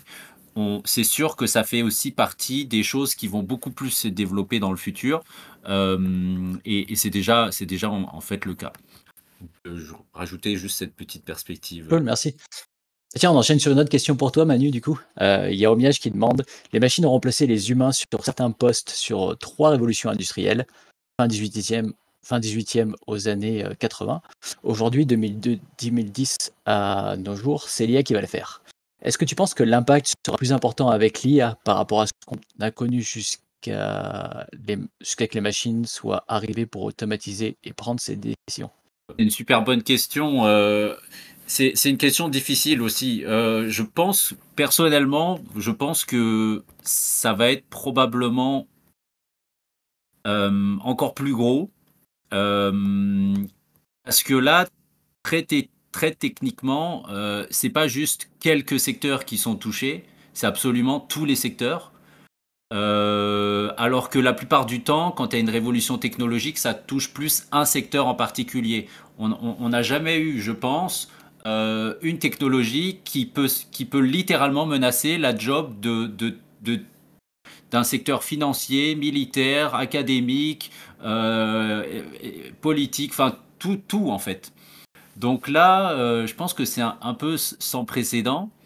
Et puis bon, moi je pense que Alan a la solution. Il fait son petit potager, puis je pense que c'est pas une mauvaise idée de développer des skills plus manuels parce que ça, pour l'instant, c'est pas encore menacé, quoique. Un potager, des Mais raspberries, des IA qui tournent sur ton frigo et qui notifient tes raspberries pour quand arroser tes légumes, et c'est bon. Alright. On a 2 questions aussi de Homiage du coup pour Alan. On parlait de problématiques de sécurité. Vous utilisez un bot sur un meeting pour générer un rapport. J'adore et j'utilise. Mais perso, j'ai déjà eu des refus d'utilisation du bot en meeting car ça fait peur. Est-ce que les informations collectées sont sécurisées pour être utilisables sans problématique de sécurité chez un client final? Logiciel certifié ISO, par exemple? C'est une très bonne question. Donc, du coup, Omiyage, merci pour la question. Du coup, le bot qu'on utilise, juste petite, c'est nous qui l'avons construit en plus. Donc, on ne peut pas que l'utiliser, tout est propriétaire. Ensuite, au niveau des certifications en soi, aujourd'hui, on est certifié et on passe des certifications de sécurité parce qu'effectivement, c'est un gros problème. Pour utiliser le produit quand tu es, je sais pas, freelance ou quoi, ça posait pas trop de problèmes. Et maintenant qu'on essaie de le déployer TLDV dans des plus grosses structures, on est obligé de fournir des certifications. Donc là, pour te donner une idée, on a SOC 2, qu'en est une. Bon, le RGPD, forcément, et on est aussi en train de s'enligner sur l'ISO 27001. Donc on est encore dans le processus. SOC 2, on est en fin d'audit, et ISO 27001, on va commencer bientôt de passer un audit. Mais c'est effectivement indispensable, c'est indispensable d'avoir des mesures de sécurité comme celle-ci, c'est sûr. Et aussi un truc qui est aussi super important, c'est aussi la souveraineté. C'est-à-dire que par contre, la partie de l'IA, c'est pas nous qui l'avons développée, on utilise des prestataires. On utilisait initialement Anthropic, qui est un concurrent de OpenAI. Anthropic est américain. Pour des questions de RGPD, on a aussi implémenté Mistral, qui est l'alternative ALM français. française d'ailleurs, bien sûr, où les utilisateurs peuvent choisir. Parce que ça, moi, ça permet de garder la donnée en Europe, ce qui nous assure une conformité RGPD. J'espère que ça Cool. répond à la question. Et en tout cas, je suis content de savoir que je sais pas si jamais c'était quel Divi que tu utilises, mais en tout cas, c'est cool que tu utilises un outil similaire. TLDV dans Pas l'idéal. de question, pour TLDV, quand est-ce, le déploiement sur Discord? Ah, Apparemment, j'utilise je pense beaucoup que Discord à ça Nuage. ouais, ouais. Ouais, puis, je pense que il m'a semblé voir, notre ami, Christophe, dans le toin dans le chat aussi, qui demande aussi un bot pour Discord et vous êtes plusieurs à le demander. Et donc c'est quelque chose qu'on est en train effectivement de réfléchir, mais il n'y a Ah ouais? pas encore Ouais. de Ah. plan, il y a pas encore de plan à court terme, en tout cas. Mais c'est un truc qu'on est en train de voir, qu'on est en train d'évaluer. Parce qu'aujourd'hui, on a déjà tout le process, on a déjà tout le pipeline, pardon, justement d'enregistrement, de transcript, de notes, d'intégration. Donc aujourd'hui, c'est de commencer de plugger différentes sources. Et donc là, du coup, Discord aujourd'hui serait un très très bon candidat. Surtout qu'il y a beaucoup d'API, etc. aujourd'hui, donc du coup, euh, on peut envoyer des stagiaires pour le bot. Cool, cool. On va peut-être prendre une, dernière question. J'ai une question là ici de Sacha. On n'entend plus parler du terme, super IA. Est-ce que c'est quelque chose qu'on pourrait voir arriver à court, moyen terme selon vous? Est-ce que c'est quelque chose qui vous excite ou vous effraie? J'ai envie de jump sur la question. Allez-y, vas-y. Alors, on n'en entend plus parler, moi si. Dans mon domaine, je suis bien biaisé, donc forcément j'en entends pas mal parler. J'avais été approché par une compagnie qui essaie d'en développer un, et, ou une, pardon. C'est de plus en Non, plus, non, c'est... de plus en plus parler, pas plus parler. C'est moi qui ai Ouais. fait l'erreur. Ah! Oh! D'accord. Ça change le sens de la question du coup. Ça change le sens, effectivement. D'accord, oui, effectivement, on en entend de plus en plus parler, ça fait peur, puis il y a des promesses. Euh, pourquoi ça fait peur? Bah, ça fait peur, tu sais, je pense que j'ai pas vraiment besoin. On a tous vu des scénarios catastrophes hollywoodiens qui nous disent pourquoi on devrait avoir peur de ça. Donc je vais plus, pour une fois, là, faire l'avocat du diable, mais du côté positif, et dire pourquoi est-ce que ça pourrait être une bonne chose. Bah, ça pourrait être une bonne chose, par exemple, si on a un AI Bitcoin qui est décentralisé avec un common good et qui fait en sorte qu'au final, cette intelligence artificielle n'est contrôlée par personne techniquement. Et donc, elle n'a pas d'agenda proprement parlé qui serait aligné avec le profit d'une compagnie privée. Mais elle a juste, son agenda, c'est juste bah, c'est profiter de toute l'humanité. Ça serait pour moi assez révolutionnaire. Je pense qu'on n'a pas pour l'instant de technologie équivalente en ce moment. Et par exemple, moi, une des raisons pour lesquelles j'utilise pas Copilot, alors que je sais que c'est quand même un outil intéressant, bah, c'est parce que c'est détenu par Microsoft. Bon, c'est pour moi, ce genre de truc-là, ça freine un peu mon enthousiasme, si tu veux, parce que même si la tech est cool, même si les possibilités par certains outils, puis je pense qu'il va y avoir une petite révolution de l'interface utilisateur des OS, etc., qui s'en vient, que ça commence déjà, mais dans ce que dans ce que présentait Alan, la manière dont il interagit, il envoie un mail comme ça de manière automatisée, etc. On voit déjà que l'interface utilisateur est en train de se transformer, mais ça va être encore mieux avec, si on rajoute la VR, etc., ça va être incroyable. Mais le truc, cette question de ownership, c'est ce qui va distinguer l'utopie de la dystopie. Pour moi, elle est là la question, quoi. Et on parle de système, quand on parle de super intelligence artificielle, et puis je finirai là-dessus, il faut bien comprendre qu'on va être face à des systèmes qui vont dépasser notre capacité cognitive à s'adapter à un moment donné. Donc on n'est pas capable de prévoir. On nage dans le flou complet. Donc ceux qui ont la main mise sur ce genre de système-là, bonjour les dégâts. Et je te dirais, Après ça, il y a des questions dans cette notion de super intelligence artificielle. C'est on parle-tu d'un système qui est capable d'avoir de la conscience, qui est capable de développer, en anglais, il y a le terme agency, ses propres désirs, ses propres intentions. Je pense pas que technologiquement on y soit, pour être honnête, mais bon, j'ai déjà été surpris par la vague exponentielle bah, on a vu avec ChatGPT les modèles génératifs. Honnêtement, moi je voyais ça peut-être dans 5, 10 ans. Je m'attendais pas à ce que ce soit aussi tôt. Donc là, je reste humble. C'est ça. Ah, c'est cool, c'est une bonne introduction pour se dire: «OK, prochaine table ronde sur le web 3, il y aura peut-être des éléments d'information qui seront apportés là-dessus aussi». Je pense qu'on va terminer là-dessus. Léo, Alan, un petit dernier mot avant d'arrêter? Ouais. Et en fait, j'aimerais profiter de ce moment-là pour revenir sur une question de Rémi qui me parlait de l'arrosage automatique. En fait, ça permettrait d'introduire mon point où en gros, il dit, Rémi, tu dis un truc du genre, tu sais, l'arrosage automatique existe depuis longtemps. Et tu as raison, parce qu'en faisant référence à mon potager, le fait que je voulais le faire moi-même, effectivement, je n'invente rien en faisant ça, tu as totalement raison. Ça m'aide et tu dis, en gros, ça t'aide à introduire ton point. Depuis le début de l'humanité, on a toujours tout automatisé, c'est juste la suite logique, les versions tech.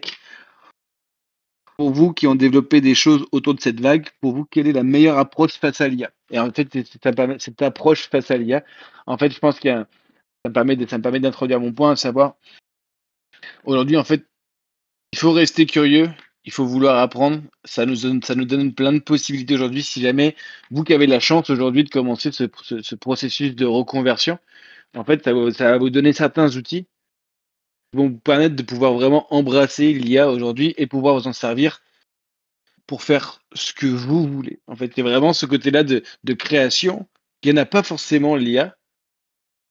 Et aujourd'hui, c'est de s'en servir un peu comme un outil finalement. C'est-à-dire que c'est sûr que ça va changer beaucoup et c'est de savoir comment est-ce que nous, en tant qu'individus, finalement, on peut s'en servir pour faire, ben, si jamais c'est de faire un petit arrosage automatique qui va marcher exactement pour mon besoin, et ben, on a du fun à le faire finalement. Et puis bah c'est garder le fun, la curiosité et le souci des autres là-dedans aussi. On est aussi privilégié finalement d'être dans la démarche dans laquelle on est aujourd'hui, ça il faut jamais l'oublier, je pense. Donc ça revient un petit peu à ce concept d'humilité.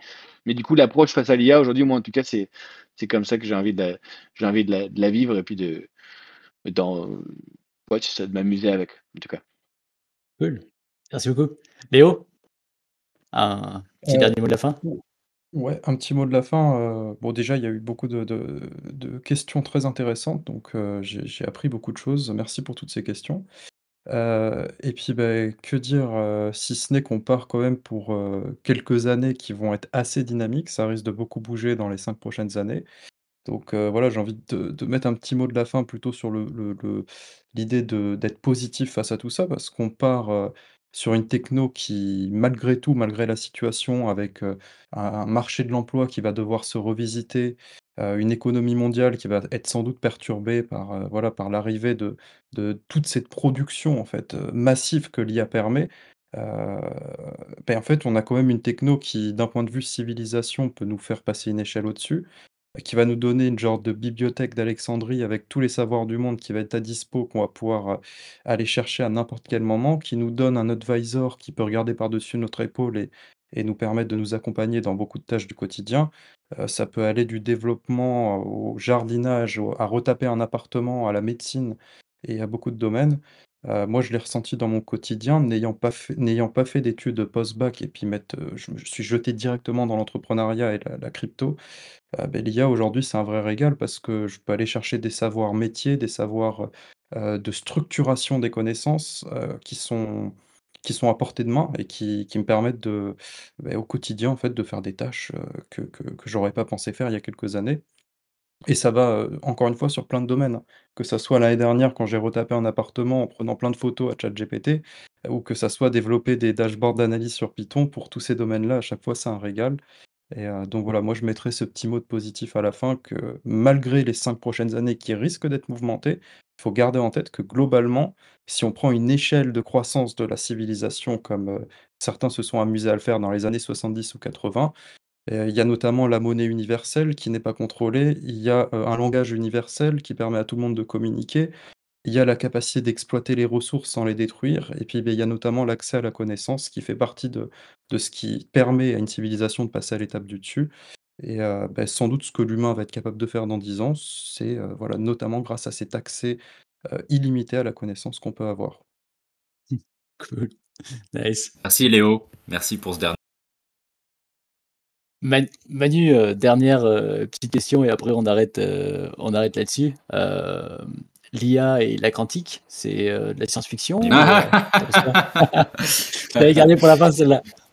Ah ok, bah, c'est gentil, c'est gentil. Ben, à vrai dire, on a parlé de cybersécurité, puis c'est plus ces deux-là que j'aurais envie de lier, qui sont déjà un peu plus évidents et un peu plus hot. C'est un peu, puis j'en profite pour faire un peu de la pub pour moi, du coup, Numana, où on développe justement un banc d'essai de télécommunications quantiques pour répondre à cette question, parce que c'est un autre champ de technologie qui est en gros boom. Il y a beaucoup de news, etc. Et il y a aussi des menaces. Il y a aussi beaucoup de menaces qui viennent du développement de l'ordinateur quantique et notamment avec pas mal tous les systèmes de cryptographie actuels. Alors pas exactement tout. On sait que Bitcoin, la fonction de hash est à l'abri. Enfin, il y a des développements à ce niveau-là. Mais oui, pour répondre à la question IA et quantique, alors pour avoir travaillé un peu là-dedans, on est encore dans vraiment de la recherche. D'accord, il n'y a pas d'application hyper intéressante, mais il y a beaucoup de développement quand même. Là, j'avais un ami qui publiait un livre là sur Quantum Computing in Finance, puis c'est pas mal des algorithmes d'IA. Donc ça arrive, puis d'après lui, c'est Oswaldo, je me rappelle plus son nom de famille malheureusement. D'après lui, 5 à 10 ans, on devrait avoir une révolution à ce niveau-là. Puis l'ordinateur quantique, rapidement, il ouvre des champs des possibles aussi, qui sont hyper puissants. En théorie, en tout cas pour l'instant, il n'y a pas vraiment de démonstration hyper concrète de use case pratique où un ordinateur quantique a fait quelque chose d'intéressant. Ça, c'est, ne croyez pas toutes les news que vous voyez, les Google et tout ça, ils aiment bien se faire mousser, mais bon, en pratique, il n'y a pas grand-chose il y a un gros développement technologique là-dessus, mais il n'y a pas encore quelque chose de révolutionnaire. Mais le potentiel est là et dites-vous bien que si vous êtes déjà inquiété avec ce que va faire l'IA, rajoutez la composante quantique, puis on ne sait plus où on est là. Bon, je pense que c'est un beau mot de la fin. Merci beaucoup Léo, merci beaucoup Manu, merci encore Alan. Je pense que c'était des discussions hyper intéressantes. Et merci beaucoup à toute la communauté de THP qui était là au long de cette heure et demie et puis qui ont posé des questions hyper pertinentes. On se revoit pour ceux qui le souhaitent dans 2 semaines pour une prochaine table ronde sur le Web3 cette fois. Salut à tout le monde, ciao. Merci à toi Jérém, merci à tout le monde. Salut, merci à toi. Merci Bye à vous. bye. Ciao, bye. Merci, à la prochaine.